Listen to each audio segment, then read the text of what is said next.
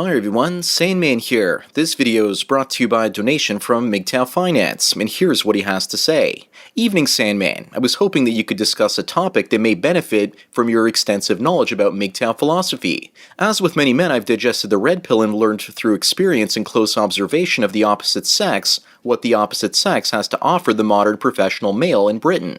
I've been told many times by both men and women that I'm a very good catch for a man. I also have a great career in finance, I run a company, and in economic terms, I actually know that I'm actually an appreciating asset and will continue to be so long as I focus and work with other business like-minded professionals within my network. So I have some questions for you. Number one, what does a man do or can do for a woman? The type of professional man I describe literally has the ability to take a woman out of poverty and escalate her living status to a middle-class lifestyle.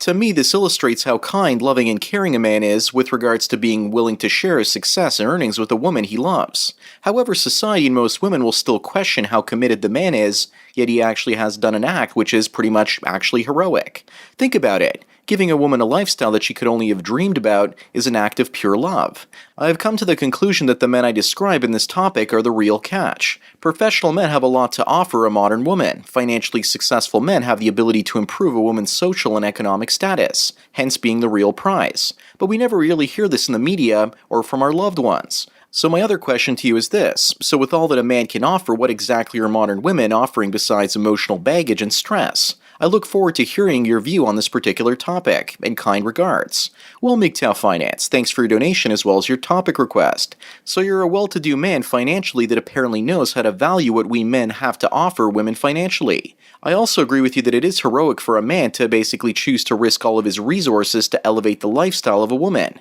and make her life better. He may be heroic giving a woman a lifestyle she hasn't earned, but he's also rather stupid.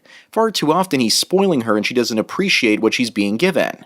That's probably why we used to have very rigid class structures in the past. If you were born in a certain class, particularly in Britain up until the 1970s, then you dressed and lived a certain type of lifestyle your entire life. Social mobility was not something that was easy to achieve 40 or 50 years ago, so women couldn't just run off and marry a rich guy by trading their vaginal orifice for an orgy of dollar bills.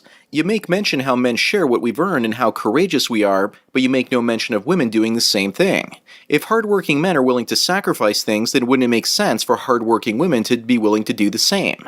But as we all know, it doesn't work that way because of hypergamy, which means women will usually choose to partner up with a man on a higher level. This is the real problem with equality, that if you make women equal to men, then they won't want to pair off with men or respect us. In the past, a man's sacrifice was rewarded with the promise from the state that if a woman ran off and got drilled by another man, she would forfeit her cash and prizes for a new penis.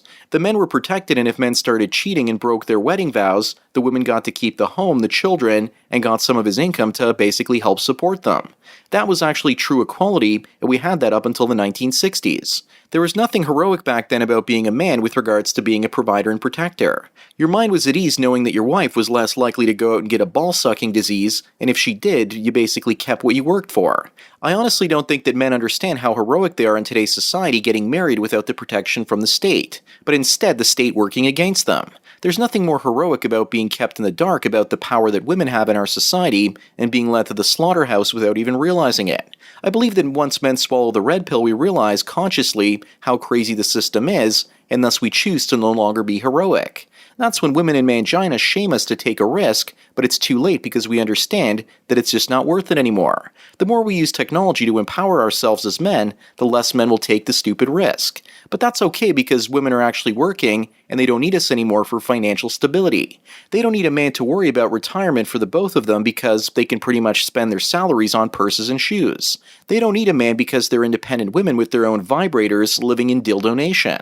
Men have been replaced by batteries and plastic. So it's pretty obvious why women bother with men these days. They need an emotional punching bag, they might also want to have a child, and they like having their own servant to help them out throughout life. It's never been a better time to be a woman. They have power over their financial destiny, control over their reproductive rights, and are more empowered than ever, yet are more miserable than ever, ironically. Throughout my lifetime, I've learned that the emotion of fear and a loss of control brings joy to women. Sexually, they all fantasize about being taken advantage of, and they seek out a man that's more powerful financially and physically, yet at the same time they want to be equal to such a man. They want it all and they got it all, and now they're unhappier than ever. The more education they get, the more miserable they become. Women with university degrees tend to be more miserable, demanding, and deranged than the ones with little to no education. Simple-minded women are far easier and more pleasant to be around from my observations. The ones with university degrees act like prankster gods, making the life of a man as torturous as possible. But the bigger question is, why should men bother with women? Sex, love, and procreation are what men tend to get from most modern relationships. Sex that stops after 5 to 10 years, love that can't be reciprocated, and children that can be taken away at any time. Everything that a man gets from a woman can be removed by force anytime. So the moment a man takes the red pill and learns these things, he's no longer going to be courageous and or stupid getting into a relationship, but now he's the one that's empowered and aware, just like the woman with the university education. He is equal to women once again because he understands his true power and value. The last 40 years for women must have been the best of times and the worst of times. They could do everything and anything that they wanted, but even when they did get men to provide and protect, they were absolutely miserable. Women, it seems, have gotten away from their true purpose because society has told them that they need to go out and make a living in the world. Men, on the other hand, have actually stuck to their purpose up until now. But now they're starting to question why bother with women.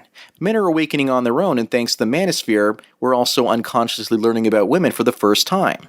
Even when I was in long-term relationships, I was often hesitant to get married and tie myself down financially with my partners because I knew that I had something to lose. I had more money, a business or two, and I was afraid of losing what I had already earned. Maybe I would have felt different if I was building a financial future with my partner and we were both starting off from zero together, and we were both putting equal effort into the relationship and careers or businesses. But I was hesitant because I saw that I was putting more effort in, yet was actually slowly losing control over how the purchasing as well as lifestyle decisions in the relationship were being made. I was stewing in my own juices and began resenting my partners because why should I put more work in and they get to dictate how we're going to live our lives?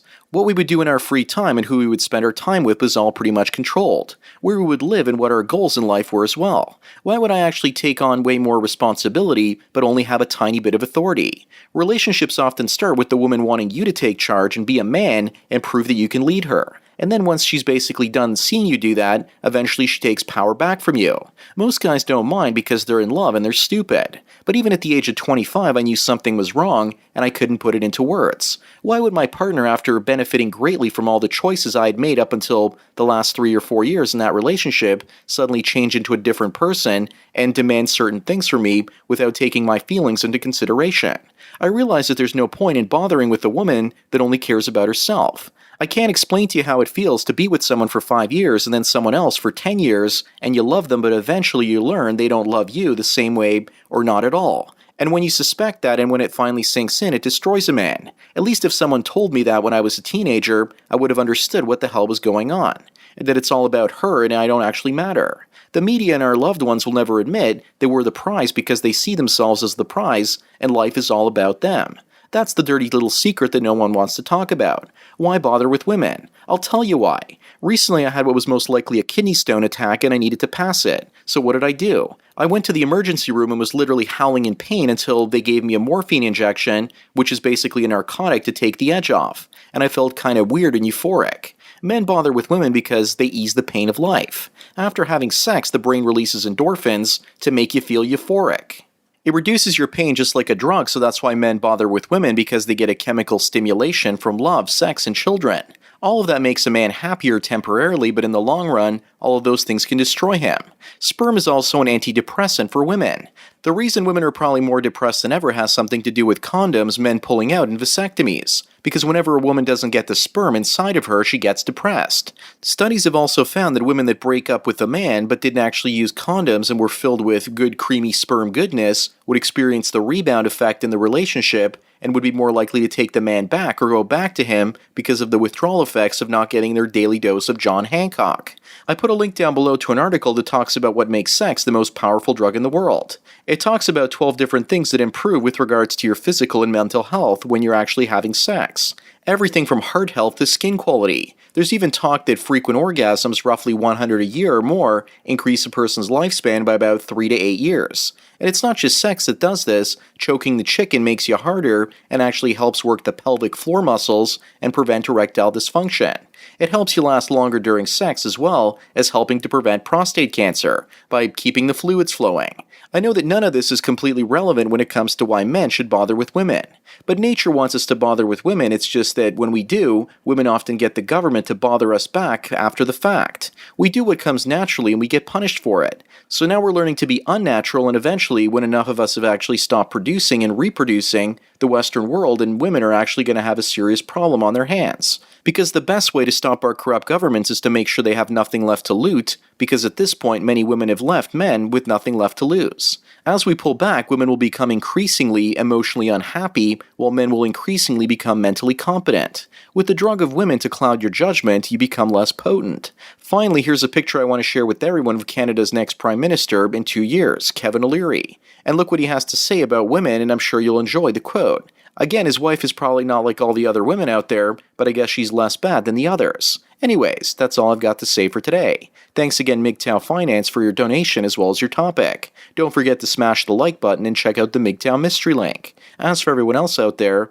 please follow me on Twitter or like me on Facebook to get tomorrow's video today. Thanks for taking your daily dose of red pills. And remember, a red pill a day keeps the accidental abortions away. So enjoy the rest of your day, and cheers.